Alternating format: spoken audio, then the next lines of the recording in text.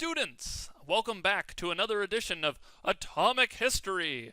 This is the second installment, and you're probably wondering which scientists are we going to learn about today? Well, on screen you probably have a pretty good clue. Our boy Rutherford is going to be playing a key component.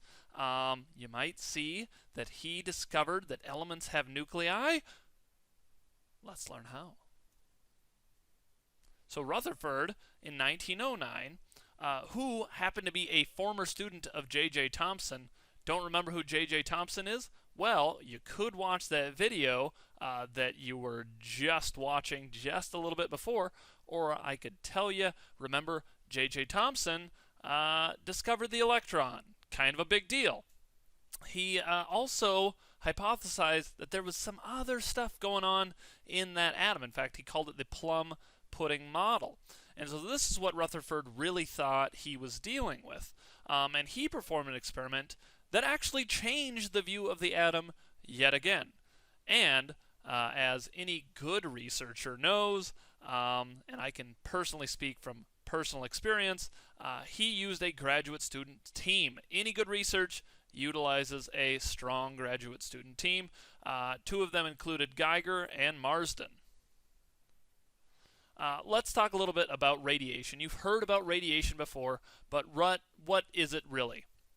So radioactivity is when there's a heavy element like uranium or polonium, and it will decay spontaneously. And when it decays, it releases gamma rays, which are dangerous, and it also releases alpha particles, which are actually helium nuclei, which have protons, you could see there in red, and neutrons, which you can see in blue, as well as beta particles, which aren't shown. And so in Rutherford's experiment, he had an alpha particle emitter. Remember, that's the neutrons and the protons, two of them each together, and he shot them at some gold foil. And he expected them to all go through, just straight through. But, as you can see on the screen, that's not what happened. They are shot all over the place, and he was like, what? But he thought about it. He shot out the alpha particles. Remember, those have a positive charge. They're just protons and neutrons, just having the positive charge. And he expected the alpha particles to go straight through the foil. But he discovered, you can go to this video, which will tell you more, but in short, a few of the particles were on bent paths, they curved away, and some were deflected back completely. So this is new. This is not what he was expecting. He expected plum pudding, it's all going straight through, but something's happening here. So he came to the conclusions that there has to be some empty space between the particles, and that empty space is where a lot of those alpha particles were going through. But there was something interacting with the positively charged alpha particles. And he worked out, mathematically, that 1/10,000th of the atom is made of a positive nucleus. And the nucleus must be larger than the alpha particles, is what he figured out for gold. And thusly, we got to the Rutherford model of the atom. It uses the Thomson model. Remember, Thomson discovered the electrons. However, they figure out that the atom is mostly empty space instead of that, plum pudding, positive and negative altogether. And a positive portion of the nucleus is very small, 1/10,000th, remember. And electrons are also separated from the protons. He determined as well, thusly the positive going away. So the Rutherford model figured out protons and electrons, they allow for neutral atoms, right? Now we know that they're not charged, and we know if protons and electrons are equal, we have a neutral atom.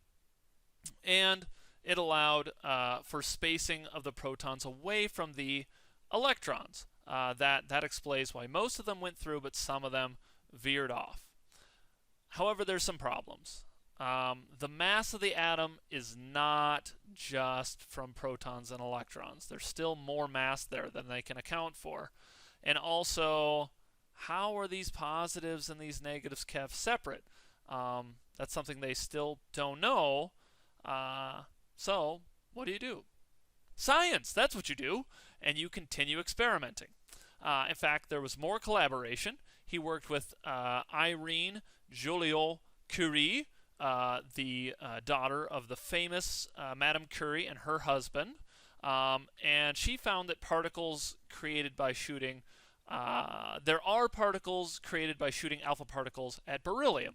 Beryllium is a much smaller element, much fewer protons in the middle there.